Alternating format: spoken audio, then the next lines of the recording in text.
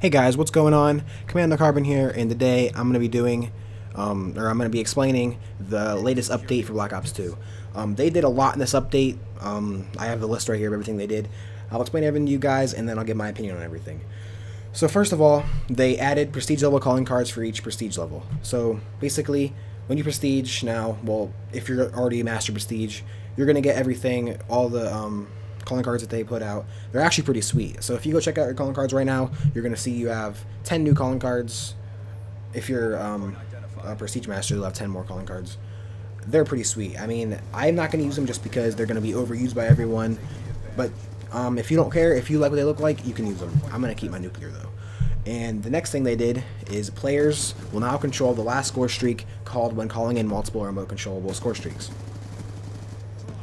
So let's say you have an RCXD and a what's that one thing called that? Oh my god, I'm going brain dead. Well, all right. Let's say you have 2 controllable kill streaks, and you call in your RCXD and you call in your other controllable score streak. The last one you called in, you're going to control. So if you called in your RCXD and then you called in the other controllable one, the last one you called in, it's going to control. I don't know how to explain that, but I guess that's good enough. And then the next thing they did, they updated league lobbies to display team rank next to each team member's name. So pretty much what that does is whenever you're in a league play lobby and someone hovers over your team, it's going to show your team rank instead of your solo rank.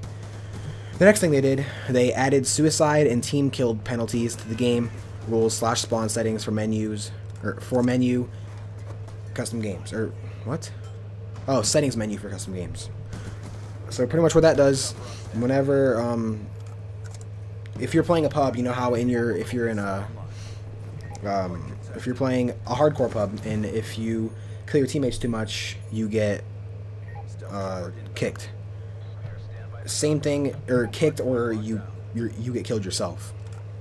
So in custom games, now you won't kill yourself if you kill an enemy or a teammate. I mean, that's kind of a big update because, you know, if you're playing S&D or something and you kill your teammate at the beginning of the round, you guys both die. Now only the person you killed will die.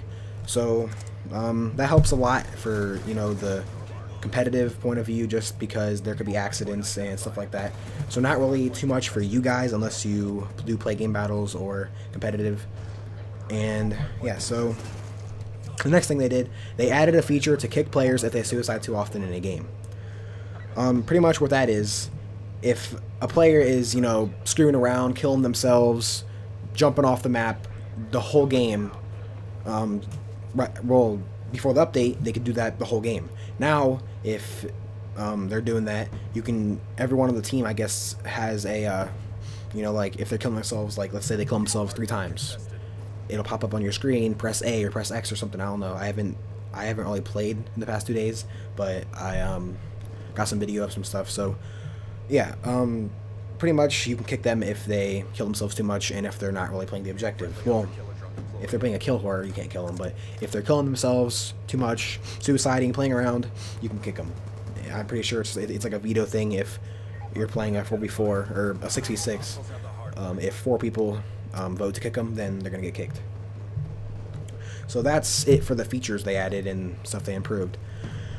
And they fixed a lot of glitches and multiplayer issues. I'm not going to get into that. I'll put a link in the description to the blog that shows everything they did, because they did a lot of stuff for multiplayer where they fixed, you know, glitches and stuff like that. And to the gameplay, they did do a lot of stuff. I don't know what they did a lot of stuff, but we're gonna start off with the hijacked thing. On hijacked, you know, the engine room, you know, the middle hardpoint, below the middle hardpoint. Before that hardpoint was impossible to take over if you weren't there first. If you weren't there first, pretty much 3 people in there could hold it down. There's 2 entrances, very narrow hallways. They can just lay there, have a bouncing melee there or something. But now, right when you go down the ladders on each side, you take over the hardpoint. And that makes it really easy to take over and really easy to contest for a long time. So that isn't going to be, you know, a game-changing hardpoint anymore. Probably the middle hardpoint is going to be the game-changing hardpoint for hijacked. So pretty much that went from the hardest hardpoint to contest and take over to one of the easiest ones. And that is a really big problem in the competitive community with that hard point, because a team could be down by 50 points or a minute pretty much, or 60 points, and then get up by 60 points with that one hard point and have the whole hard point to themselves. And if they just rotated right, then they're going to get those points, and they're pretty much going to have that game in the bag. But now they made it really easy to, you know, capture the hard point. The next thing they did, the lightning strike radar will not reactivate after round change if it has been used in a previous round. So maybe you guys might not know this, but in S&D or something, if you get a lightning strike, every round you could ping it to see where they are, like a UAV. Because in league play, you know, you can't use UAVs in VSATs. So that was pretty much like a pocket UAV you could use for yourself and call out the enemy team. In competitive, that was really helpful for every team. Pretty much, if you got a lightning strike, you won. Because you could ping it, say, hey, this guy's pointing A, this guy's pointing B, this guy's in middle, this guy's right in front of you. And pretty much you can kill their whole team, because it shows their whole team if they're not using Ghost. So yeah, so now every round, it won't do that anymore. So if you ping it once, and you put it away, you won't be able to see where they're at the next round, or the same round. So yeah, that is really big problem in the competitive community that they fixed once again. The next thing they did, global enemy spawn influencers adjusted. Pretty much what that does, if you play hardpoint, on some maps you can just kill yourself and you can get closer to the hardpoint, you get a different spawn. That makes it really easy to, you know, get the first hardpoint before the enemy team, because on one spawn it does it, on the other spawn you have to kill yourself or kill your teammates, and then it's the same thing. But now they fixed that, so you spawn in the same spot. Yeah, that's pretty self-explanatory. And the last thing they did for the gameplay, they adjusted objective, spawn influencers, and capture the flag. Same thing with the last one, they just changed it for CTF2.